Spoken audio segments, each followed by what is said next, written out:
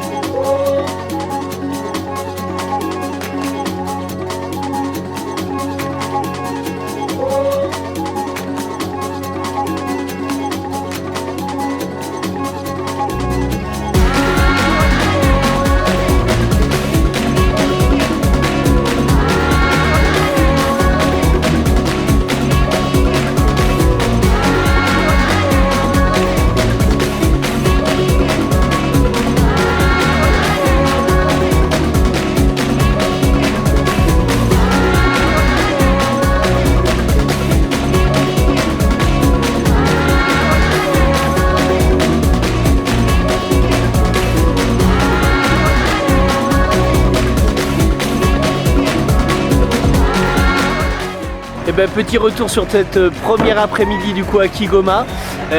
Petite balade du coup dans le quartier, dans les quartiers un petit peu aux alentours. Plein de belles rencontres, on m'a appelé dans tous les sens. Alors ici on t'appelle Mizungo. Mizungo en gros ça veut dire le blanc. Mais c'est pas du tout péjoratif ou discriminatoire. Du coup les gens sont très contents de voir des étrangers. Donc ça c'était vraiment super cool. Et puis après j'ai été prendre des infos sur le parc national Gombe. C'est la raison pour laquelle je suis là. Et en gros je vous passe les détails, mais je pars demain pour aller faire 2 jours en cumulé. Je serai demain après-midi pour faire un premier trek dans le parc national. Je vais dormir sur le parc et ensuite je referai un autre trek demain matin. Tout ça pour aller voir les chimpanzés, plus d'autres espèces de singes, ainsi que d'autres espèces animales. Mais c'est surtout pour les singes que le parc national est réputé. Je suis trop content, on verra la suite demain.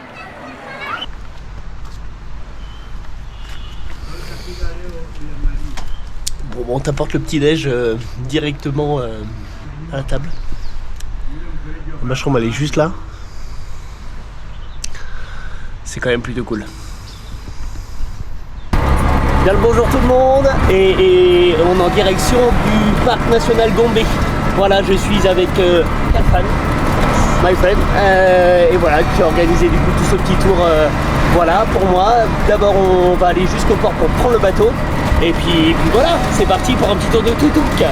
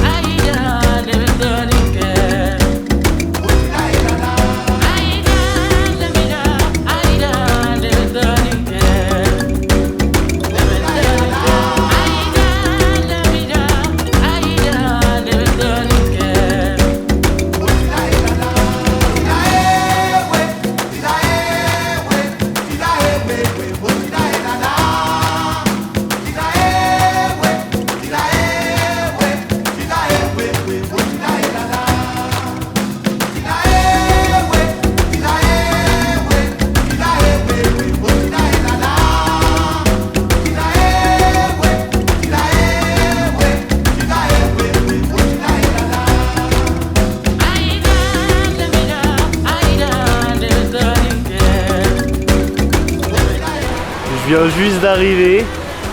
Et regardez ce qu'il y a juste derrière. Je sais pas si on les voit bien. Voilà, les petits babouins, ils sont déjà là, tranquilles. Trop bien, ça va être ouf. Et ben c'est parti, on y va, on va aller explorer le bush et essayer de trouver des petits chimpanzés quoi, hein.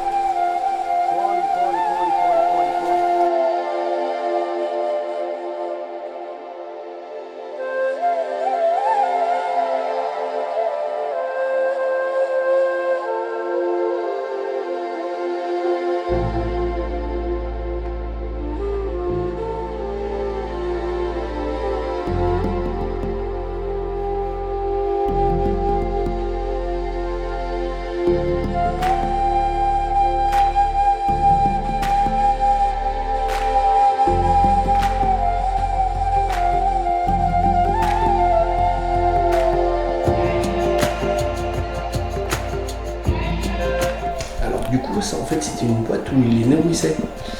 Alors techniquement, ils mettaient de la nourriture du coup à l'intérieur.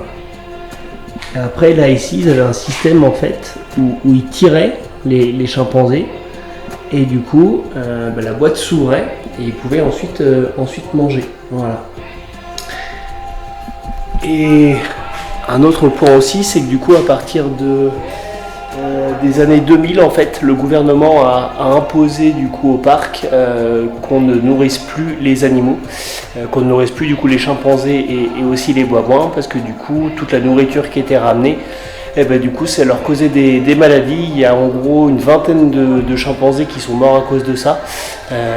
Voilà, parce que même si en gros tu as un rhume, du coup tu peux leur transmettre. Donc si tu croises des chimpanzés, là on va mettre des masques pour éviter de leur transmettre des maladies. Voilà.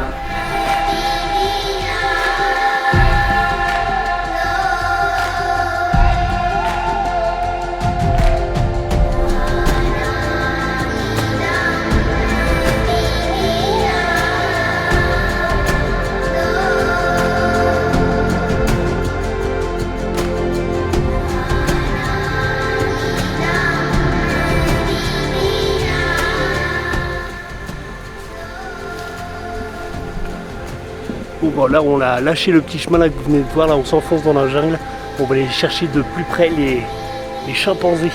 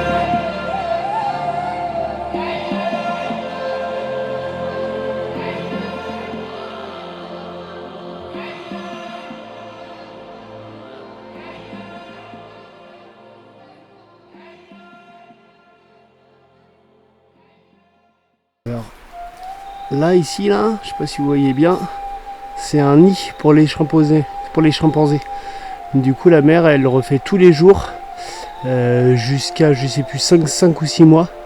Du coup elle refait le nid tous les jours parce que sinon il peut se faire attaquer du coup par des serpents, ils attendent toute la journée et voilà. Du coup je savais pas ça, que du coup les chimpanzés en tout cas les mères protègent leurs petits les premiers mois et ils dorment dans des nids. Voilà. Alors voilà encore un autre nid, et en fait non, c'est pas jusqu'à quelques mois. En fait les chimpanzés en fait ils dorment tous les soirs dans des nids. Voilà, ils refont des nids. Voilà, à partir de 5 ans les petits sont capables de refaire un nid tout seul, mais sinon ils vivent toute leur vie dans un nid.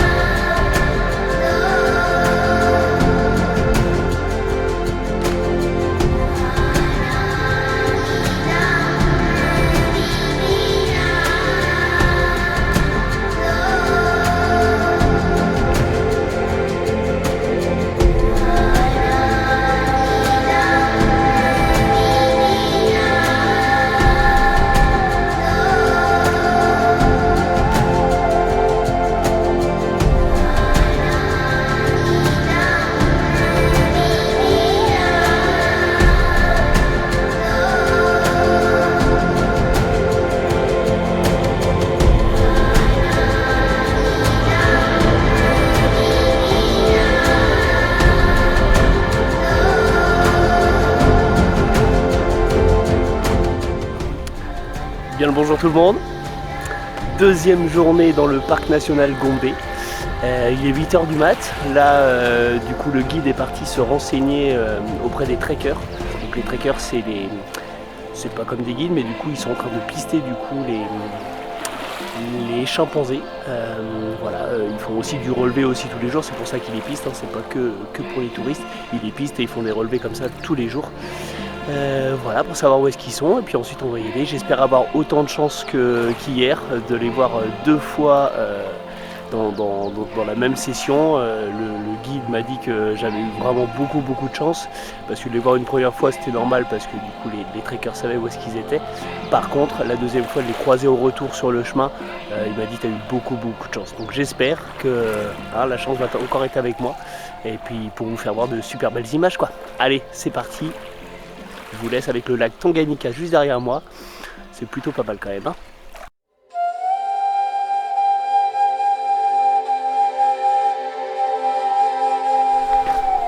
Bon, je suis au taquet de chez taquet. Les chimpanzés ont été repérés. Malheureusement, il y a un de les donc ils ont été repérés. Ils devaient venir dans notre direction à peu près. Sauf qu'il y a un de leurs potes qui les a appelés. Du coup, ils ont changé de direction. Malheureusement, pour l'instant, on ne sait pas trop si on va les voir. Mais je suis au taquet, c'est un truc de ouf, c'est trop bien, l'ambiance elle est juste géniale.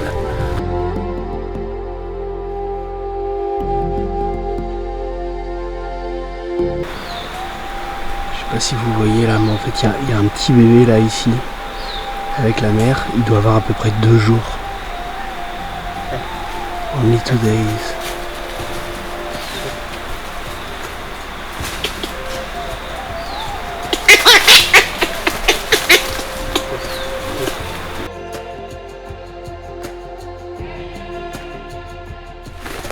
C'est vraiment un truc de ouf, tu passes juste à côté d'eux, ils ne disent rien du tout, c'est vraiment magique quoi. Je suis trop impressionné quoi. Ils sont juste là, ils sont juste là.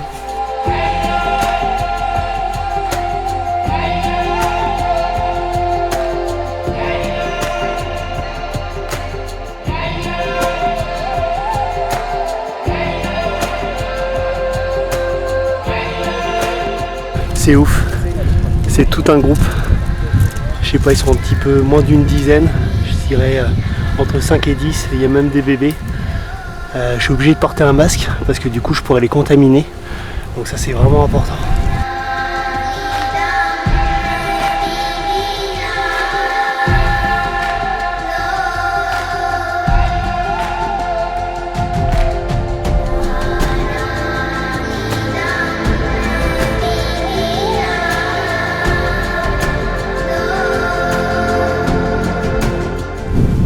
Je sais pas si vous m'entendez bien, mais en fait la plus âgée, elle est juste derrière, elle a un truc sur la tête et elle a 52 ans. Et du coup elle peut toujours allaiter des petits. Elle s'appelle Grimril. La plus âgée, elle est là.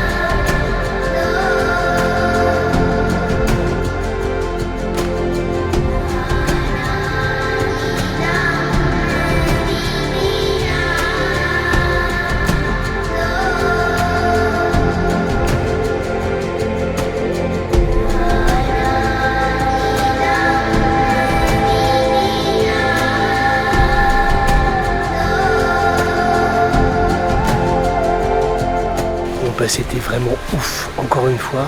Ils étaient entre 9 et 10, dont la plus âgée de tout le parc, 52 ans, qui peut encore allaiter des bébés. Ils font beaucoup de recherches par rapport à ça, parce que comparé aux humains, les humains après 40 ans c'est compliqué. Eux, ils peuvent continuer jusqu'à très très tard.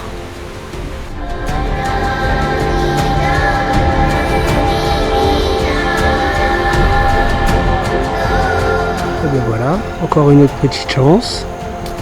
En haut, là, ici. Vraiment trop de chance.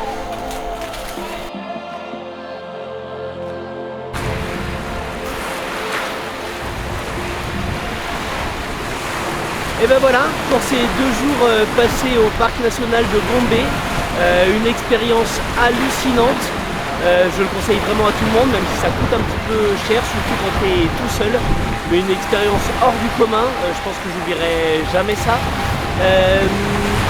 Voilà, je vous laisse sur cette petite vue sur le lac Tanganyika. Là je vais retourner à Kigoma pour de nouvelles aventures.